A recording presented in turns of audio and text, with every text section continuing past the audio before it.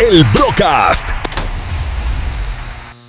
Novena entrega del Brocast, novena entrega de todo lo que nosotros queremos denunciar, de lo que queremos explicar y de lo que queremos decir de nuestra manera, cómo lo vemos, cómo analizamos todo lo que sucede diariamente. Concientizar es la base, concientizar es la mejor ayuda.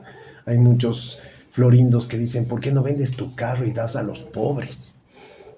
Saben mucho de socialismo y de capitalismo ellos, ¿no? Y ni letrados. siquiera que eso fuera socialismo. Entonces digo, ¿en qué parte del socialismo dice que vendamos nuestras propiedades para repartir a los pobres? Se llama cristianismo primitivo, pero bueno, se les da a entender también a estas mentes limitadas, pequeñas y ridículas. Siento que es mucho una pérdida de tiempo, pero algo queda.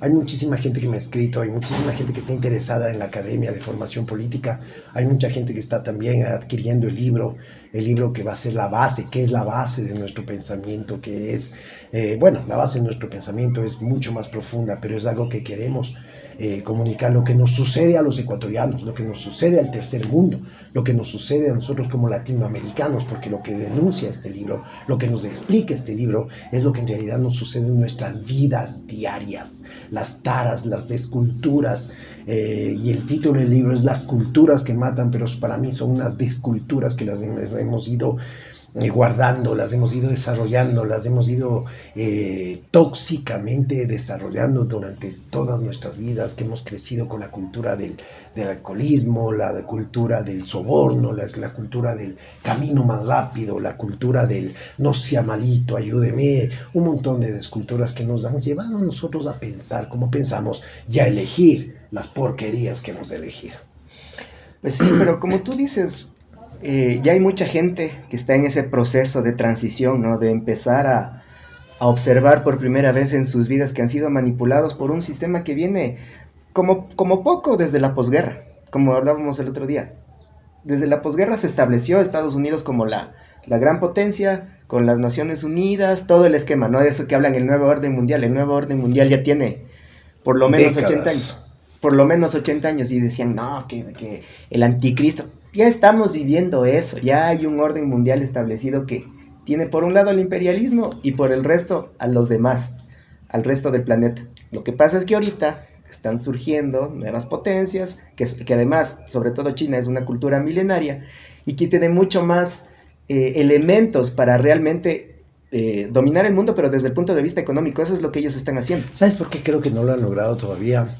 Porque dentro de este plan Marshall, la doctrina Monroe, creo que nunca le tomaron en cuenta realmente lo que iba a ser China.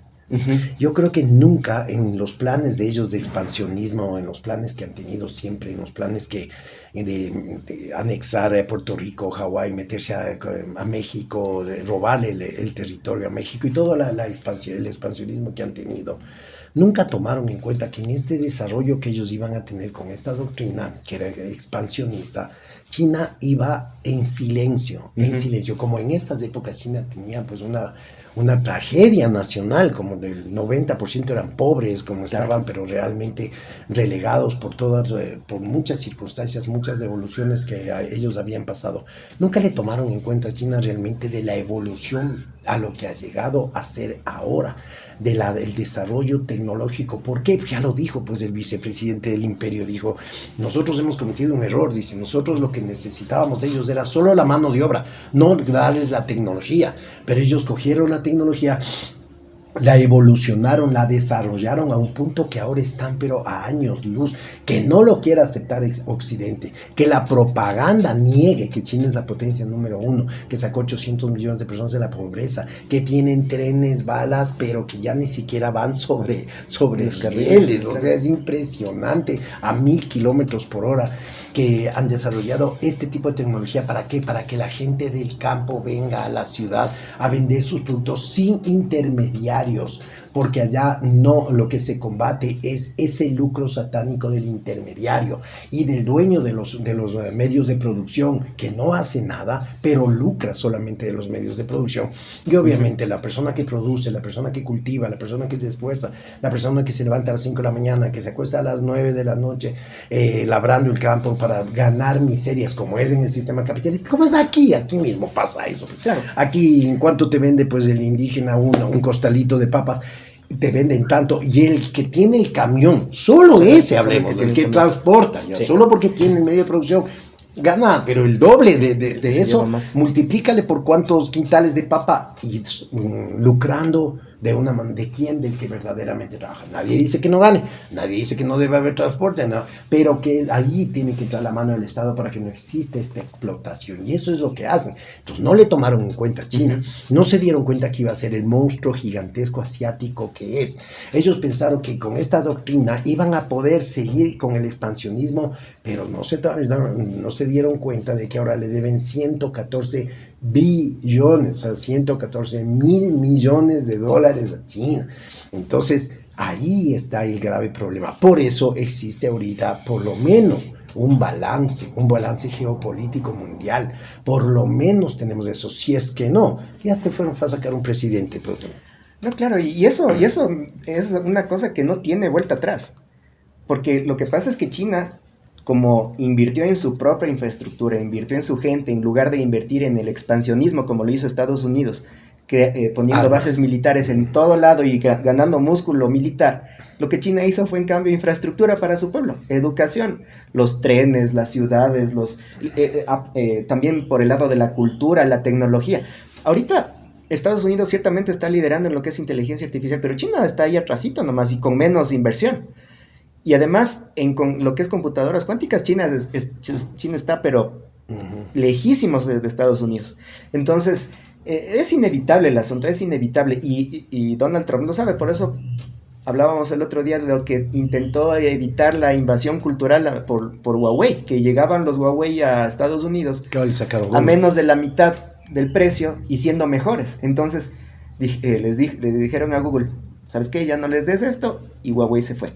Por lo menos ahora ya, digo yo, ya es de frente el discurso, porque por lo menos ya no te van a sacar la madre diciéndote que es en nombre de la democracia. Sí. Ese cuento que viene repitiéndose, pero de las 114 intervenciones del imperio a nivel mundial, ese cuento que se lo han comido con el viva la libertad, carajo, de los imbéciles, la libertad para que te dominen, para que te exploten, la libertad para que te hagan creer que eres parte de ellos, es una estupidez, pero por lo menos es que ya es tan gigante este iceberg, ¿no? Ya está bajado el agua del iceberg, entonces ya no solo se ve la punta, pues ya se ve absolutamente la gran mayoría. Ya te dicen de frente, nosotros tenemos que administrar ese petróleo es nuestro, o sea, a ese nivel de taradez.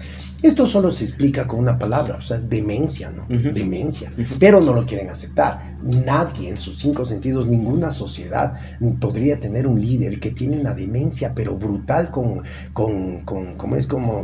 taras y con arribismos y con sueños locos de ser, pucha, por lo menos Alejandro Magno, ¿no? Pero lo que vivimos ahora, la brutalidad que vivimos ahora nos afecta directamente en geopolítica, porque los gobiernos tienen que arrodillarse, porque no llevaron, porque se endeudaron, porque vendieron soberanía al endeudarse de esa forma, y endeudarse no es malo si es que va a haber inversión, pues.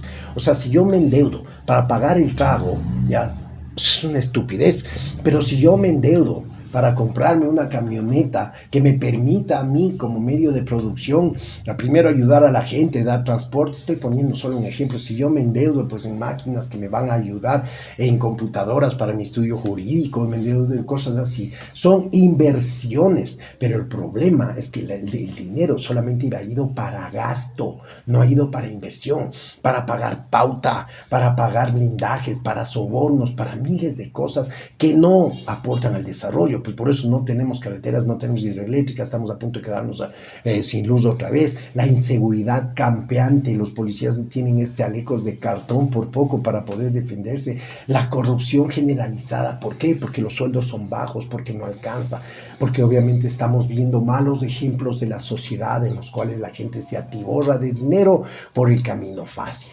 Todo está mal y esto nace de la pérdida de valores, la pérdida de moralidad, la pérdida de la familia. Nosotros queremos ayudar para entender cómo está funcionando este orden mundial. No es nuevo, esto viene desde décadas atrás y siempre con este afán expansionista, con este afán conquistador. ¿Por qué? Porque necesitan vivir de nuestros recursos naturales, porque necesitan vivir. ¿Y cuál es uno de los grandes objetivos que lo han logrado? Es la exportación de la cultura. Solo veamos qué películas vemos, qué arte consumimos, qué libros leemos, ¿ya? Qué cine vemos, qué noticias vemos, qué ciudades. Por ejemplo, yo le preguntaba el otro día a mi pareja, le decía a dónde quiere viajar, y me decía, yo quiero irme a Manhattan. ¿Pero por qué? Me pongo a analizar. Porque millones de series se dan en Manhattan, claro, ¿cierto? Friends, millones, podemos nombrar millones de series, Suits y todo está en Manhattan. Esto entra en tu subconsciente. Y, por ejemplo, a mí me pasó la primera vez que yo fui, la primera vez que fui fue hace muchísimos años, pero era como que yo ya había conocido. ¿Ya? Cuando vas la primera vez, o sea, ¿cuántos años serán? Ya son 30 años. Es impresionante porque ves los edificios, ves las calles, ves Wall Street, ves de todo eso. Y dices, yo ya estuve aquí, pero no había estado, sino que en mi mente habían entrado ya tantas imágenes, habían adobado mi mente de que esto es lo que existe afuera, cuando el mundo es, pero infinito, ¿ves? Pero no tenemos, por ejemplo, yo creo que un shock sería para mí, por ejemplo, ir a Rusia. ¿Ya? Porque es muy poco lo que te venden de ahí, ir a Letonia, todos estos lugares, porque es poquísimo lo que ves ahí, o Corea, o China, o Japón. ¿Por qué? Porque la idea, la imagen que te venden de un mundo ulterior, de un mundo mejor, es de esto, es del imperio. Yo recién tenía una discusión con alguien que dice que es mi amigo, pero no es mi amigo, es mi enemigo, y desde el colegio, y siempre quiere desmerecer absolutamente todo lo que... Y decía, la mayor prueba es que la gente muere por venir acá a un lugar mejor. Digo, un lugar mejor, el paraíso del fentanilo, el lugar donde te están discriminando por tu color de piel, donde te están sacando el ice de las casas, donde te están sacando la mierda, donde obviamente simplemente eres una estructura pequeña, y como puedes comer mejor queso, como puedes tomar mejor leche, pues sacándote la remadre y renunciar a tu país, renunciar a luchar por tu país, para ir a incrementar la masa productiva de otro país. Eso es sueño es una paja, eso no es un sueño, es una idiotez, ¿ya? O sea, muy solidario con la gente que ha tenido que emigrar, porque nadie conoce las realidades de cada uno, pero ese sueño es el que le han vendido y es el que hemos comprado. Claro. Entonces nadie piensa migrar a otros lugares. ¿Por qué? Porque no existe esa venta.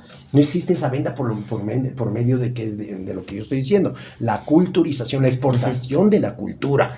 Entonces, en esta parte, nosotros estamos occidentalizados, no, estamos norteamericanizados, anglosajonizados, y pensamos e idealizamos como que lo bueno es eso. Entonces, nosotros escuchamos, van a poner una base, ya. Y tu mente automáticamente, este estudio lo hacía un sociólogo y me parecía súper interesante, porque es verdad, nosotros automáticamente relacionamos una base con Iron Man, con Superman, con Batman, con la buenísima de la Mujer Maravilla de la Gal Gadot, y con Aquaman. Entonces decimos, claro, ellos siempre ganan en las películas, ¿no? Ellos siempre ganan, entonces van a ganar. Cuando es todo lo contrario. ¿Cuál es el país en el mundo que tiene más bases? ¿Tú conoces? Estados Unidos. Estados Unidos mismo, pues. Y es el paraíso de la distribución y del consumo de droga. Yo digo, pues la droga llega a los puertos, ¿no es cierto? Porque llega normalmente por mar. Y de ahí, por ejemplo, de Miami o de los puertos que tiene que ir pues a Chicago, tiene que ir a Los Ángeles. ¿Cómo pasa? ¿Cómo pasa? ¿Sabes cómo pasa? Habiendo tantas bases, habiendo tanto control, ¿no? Habiendo tanta tecnología. ¿Cómo llega hasta el lugar más recóndito de un país tan grande? ¿Cómo llega? Entonces, Ahí es donde nos tenemos que dar cuenta que lo que nos están vendiendo simplemente es paja. Nos están haciendo pensar como ellos quieren. Nos están poniendo como enemigo al latinoamericano. Siempre el que cae, Sí. siempre el que cae es un negrito, un cholito, un mexicanito, un ecuatorianito, un peruanito, un colombianito. Nunca caen las grandes mafias. ¿Por qué? Porque no se ataca donde deben atacar. Si verdaderamente, y esto grábese, cuando un gobierno verdaderamente quiere atacar a todo lo que son los grupos de delincuencia organizada, se va a darles en la plata, en el billete, en los bancos, que es en donde se mueve ese dinero. Mientras no hagan eso, mientras tú veas tanquetas en la calle y mientras veas que cogen droga para luego volver a venderles, ¿no? Uh-huh. Ya sacó este tal Boscan, ya sacó, pues, o sea, la prueba de que les cogen nuevamente, ya sacan los bloques, abren y ya están con la prueba, ese líquido azul que le ponen. Ya ha estado. O sea, esos bloques ya fueron perillados. No fueron destruidos. No. Fueron vueltos a poner en circulación. Entonces, cuando tú ves esas cosas, entonces dices, a ver, no existe, pues todo es un cuento. Pero eso sí, la mafia mediática te saca. Capturaron toneladas. Que para reciclar, para volver a vender. Vivimos una fantasía.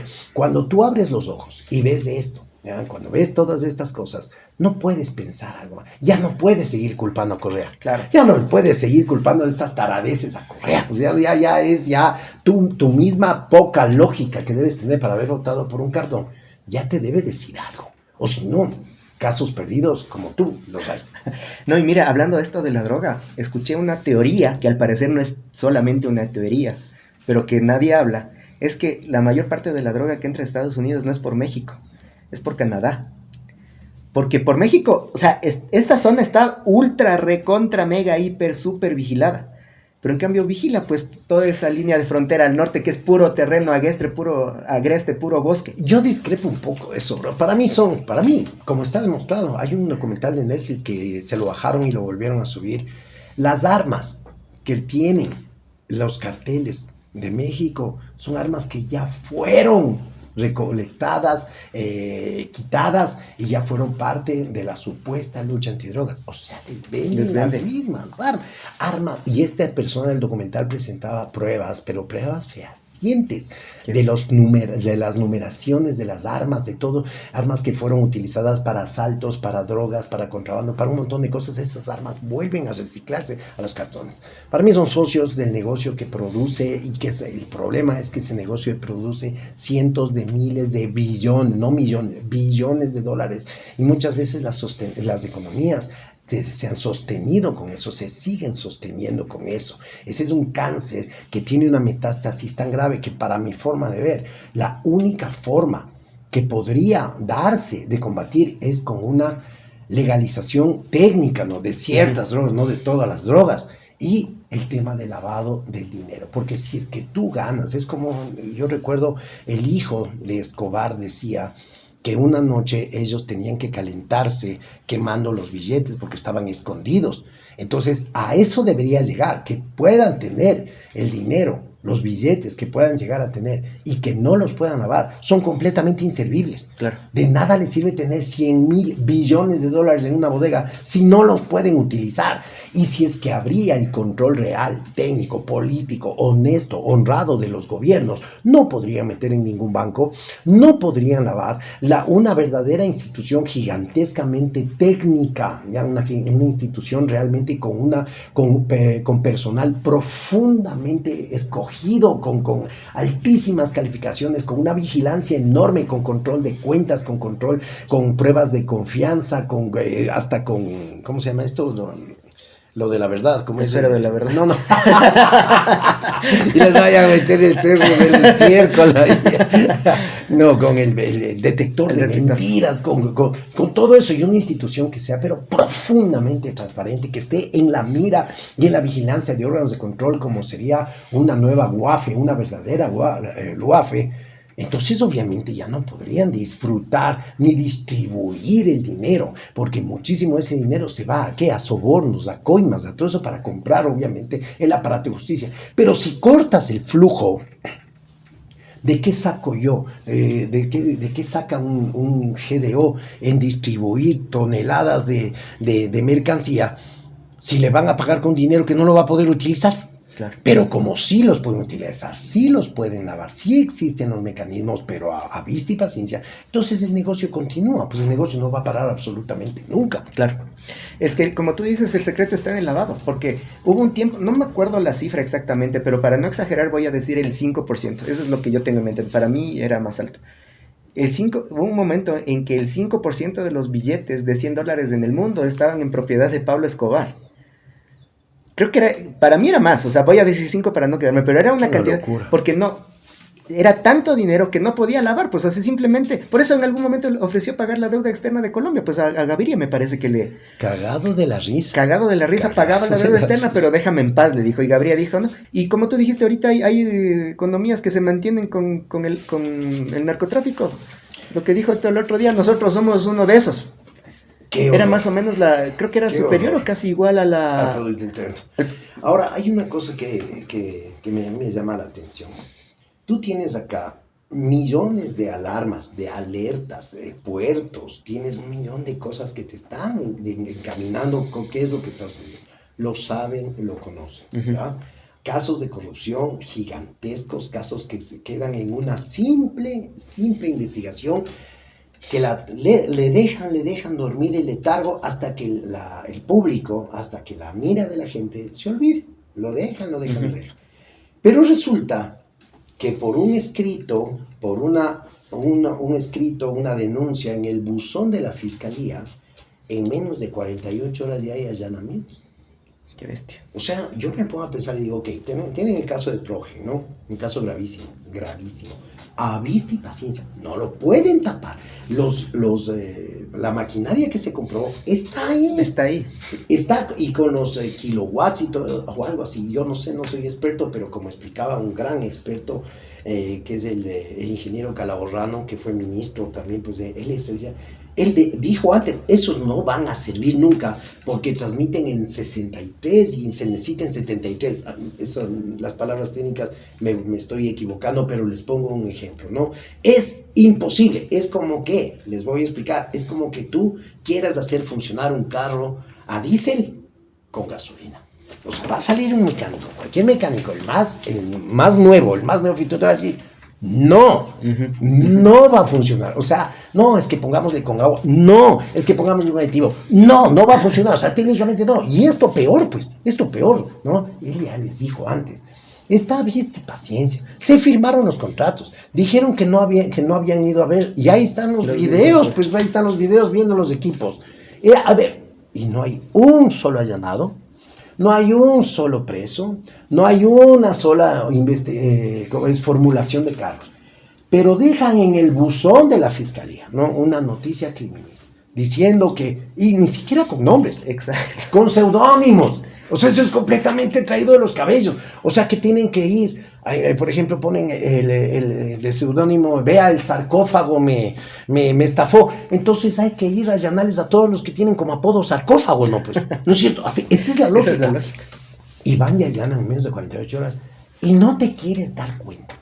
Y no piensas que obviamente toda la estructura está simplemente para callar a la oposición, para violentar derechos, para pasarse por el morro lo que ellos hacen y tapar con estos escándalos. Obviamente no encontraron nada, y no van a encontrar nada. Y más salieron puteados, ¿no? Y bien puteados, ¿no? A mí me encanta que ahora todo el mundo...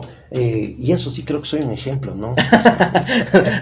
Ahora sí les van a decir a Dalí de la puteada. Entonces... Más allá de todo esto que podemos nombrarlo como coloquial, si ya nos vamos al tema profundo, al tema realmente del meollo del asunto, ese es un despropósito, pero de jurídico gigantesco. Y actúan con todas las de ley, ¿no? Con todas las cámaras, con todos los armados y con todo, cuando en realidad simplemente es persecución y simplemente también es desviar la atención con una noticia criminal que debería empezar a investigarse primero para mi forma de ver como abogado no debería ni ser aceptada, porque a ninguna persona le pueden involucrar por un alias. Tiene que haber nombre y apellido e identificación, ¿no es cierto? Claro. Entonces, ahora, ¿cómo identifica entonces el fiscal que está investigando? Por el apodo. O sea, por el apodo es ahora. Y apodos que ni siquiera son puestos, ni siquiera son como los alias que utilizan los GDO. No, puestos por la gente, ¿no? O sea, puestos por la gente. Entonces, Si te pones a analizar ya jurídicamente y técnicamente esto, o sea, no tiene una razón de ser. Es simplemente buscar distracción. Es simplemente sacar de la mira todos los gigantescos, enormes problemas, las gigantescas cosas que están sucediendo, que están afectando directamente. Por eso yo siempre sostengo y mantengo que yo vivo asustado de que hayan sacado el sí en la consulta un porcentaje tan alto. No fue victoria para mí, fue una victoria parcial, o sea, es un primer paso, Sí, es un primer paso, pero en una sociedad medianamente civilizada, con todo lo que viene, la destrucción que no viene de ahora, viene desde hace 9 años, o sea, no podrían haber sacado más de un 5 o 7%. Ahí estaríamos diciendo que vivimos en un país en donde tenemos algo de autoestima, pues de que si nos pegan, nos roban, nos hacen todo eso, vamos a reaccionar. Pero aquí parece que no. El 40% sigue feliz de la vida de que esto esté como esté. Y se conforman con discursos diciendo que no, pues ahora estamos bien, de que estamos mejor y que el 65% de la gente está contenta, está con autoestima, está feliz con lo que está sucediendo. Eso es que te orinen y que te digan que está lloviendo. Y mira, el asunto es que obviamente en un país subdesarrollado como el nuestro se siente mucho más el impacto, pero yo me acuerdo una anécdota que nos contaba una tía mía que vivió un tiempo en Italia en los 80s y 90s. En ese tiempo Europa estaba en su apogeo, pues estaba recontra bien, fue el Mundial de Italia, estaba Italia en ese momento, pero veme, no me toques. Y en esa época tuvieron como, me parece que incluso ganó para el Congreso de Italia, no sé si sea Congreso o Asamblea, la famosísima actriz para videos de adultos, pues. La Chicholina. La Chicholina. Claro. Y ella nos contaba la campaña de esta mujer que era ir por la calle y permitir que todo aquel que se acerque le dé su cariño a través de sus manos. Y ganó. Claro. Imagínate, estamos hablando de un momento en que Italia, incluso ahora, pues la gente mucho más educada, mucho más instruida, en ese momento de Italia ganó esta mujer. Imagínate aquí, pues nos ponen cualquier pelagato, bien manejado el marketing político. ¿Qué pasa después? Haciendo dibujitos en la asamblea. Ese es el objetivo de la concientización.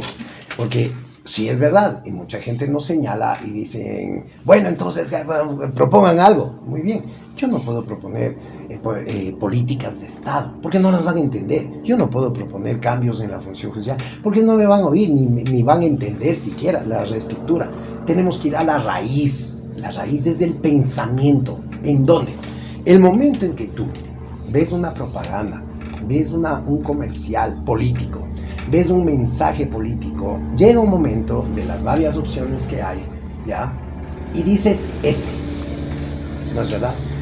Pero en ese momento en que tú escoges, en ese instante en que tú estás diciendo, por voy a votar, no es algo caído del cielo, es una decisión que tu subconsciente está empujando hacia arriba, o sea, hacia el consciente. Entonces, tú ves a alguien, te voy a poner un ejemplo, pinta, alto, bien presentado y que sale con un mensaje chévere y dices, este man es. Simplemente, ¿por qué? Porque en tu subconsciente existe algo que se llama tu pensamiento inicial, tu pensamiento de base. Entonces, si a ti te enseñaron que tienes principios, tú leíste, tienes una educación, tienes una concientización, conoces más allá de la propaganda, el análisis político, conoces más allá del relato, a ti no te van a gustar o te van a aceptar, no, o vas a aceptar o vas a comprar cualquier mensaje mercadotécnico, sino que tú te vas a ir más allá del tema de fondo. Es decir, el voto de una persona que no tiene una preparación ni siquiera académica, sino una preparación política, porque historia, sociología, política, economía, sí se puede enseñar una base. Por lo menos una base, porque nosotros no queremos sacar economistas, ni sociólogos, ni politólogos. Una base de pensamiento. ¿Qué es lo que va a suceder con esa base de pensamiento? Tú vas a tener material y vas a tener herramientas para analizar tu voto. Entonces, si es que vienen y te golpean la puerta y te regalan una camiseta y tú dices, me regalaron una camiseta, voy a votar por ellos. Eso es un imbécil, pues, o sea, y además de un imbécil, eres una persona desconocedora. Para mí ese voto es el grave error de la democracia, para mí. Uno de los más profundos errores, si no el más profundo error de lo que llamamos democracia, que no existe, pero solo analizaremos después, es eso, de que el voto está supeditado simplemente a un buen producto de marketing, a una buena campaña publicitaria. ¿Y qué necesitas para eso? Billete. Muy bien. ¿Quién tiene billete? Los grupos de poder. ¿No es verdad? Entonces, y por decirte algo, nos lanzamos nosotros de candidatos y vendemos un carro, por decirte, y ahí tenemos ahí un billete. Salimos de aquí y a 3 cuadras se nos acabó el billete. Claro. O sea, se nos acabó el billete, entonces hasta ahí llegamos. Es imposible que nosotros, o que cualquier persona podría tener acceso a un cargo público de elección popular. ¿Qué necesitan? Billete. Y ese billete, ¿por qué? Porque son millones de dólares los que se mueven atrás de esto. Al no tener ese billete, estás imposibilitado. Pero ¿cuál es la parte grave? Que al tener ese billete, quedas muy posibilitado de llegar. ¿Quiénes tienen billete y a quiénes van a defender cuando lleguen los que tienen billete? A su grupo de poder, no a ti, pues Yamingo Cogudo, que no tienes ni para el pasaje, pues no es verdad. Entonces, esto es la única herramienta, la única vacuna que existe para esto, es la concientización política. Es decir, que cuando te vengan a regalar una libra de arroz o una camiseta o una tarrina de chanfaina, ok, gracias, pero mi voto no está en venta. Lo tengo acá bien pensado, bien analizado, porque me fui a investigar quién es el candidato, qué ideales representa, cuál es su plan de gobierno, qué significa su plan de gobierno, qué hay entre líneas en ese plan de gobierno, a qué grupos pertenece, cuáles son sus financistas, de dónde viene su raigambre, viene del raigambre popular, de la lucha popular, de las organizaciones sociales, o viene de la oligarquía, de la plutocracia, de la banca, de las cámaras. ¿De dónde viene? ¿A quién va a representar? Me va a representar a mí. Entonces ya la idea estúpida de que, no, pues es un triunfador, tiene plata, no va a robar. Ya esa idea estúpida, ya no, alguien que ya leyó algo, alguien que ya investigó algo, o que tuvo ayuda, como es la que nosotros queremos proveer, ya va a analizar más su voto. Y por último, si vota por ellos, perfecto, pero ya tuvo las herramientas. Ya no va a poder echarle la culpa de que no conocía, de que no se preparó, de que no tuvo una educación académica, etcétera, etcétera. Ese es el momento en el cual, el momento de que tú compras lo que te están vendiendo, se traduce en ¿qué? En el momento que vas a votar, el momento que vas a rayar una papeleta. Y ahí está, en ese momento. Ahí es donde se decide, ahí es donde se define. Pero ese voto pensado, analizado, estudiado, con bases técnicas, es un voto diferente. Ya le estamos quitando un voto ¿a qué? Al oportunismo, al mercantilismo, al marketing y ¿a qué? A los grupos de poder. Lo que pasa es que si se cumpliera el que para mí es el más importante de los principios de la democracia, ¿no? Al menos en el papel, el que todos podemos elegir y ser elegidos, ¿no? Pero eso en la práctica no se cumple. Poesía. Poesía. Y cuando se llega a cumplir, ¿qué resulta? Por ejemplo, llega un Evo Morales a la presidencia de Bolivia, por ejemplo. Puta, el indio, el lobo, el cholo, el coca, exactamente.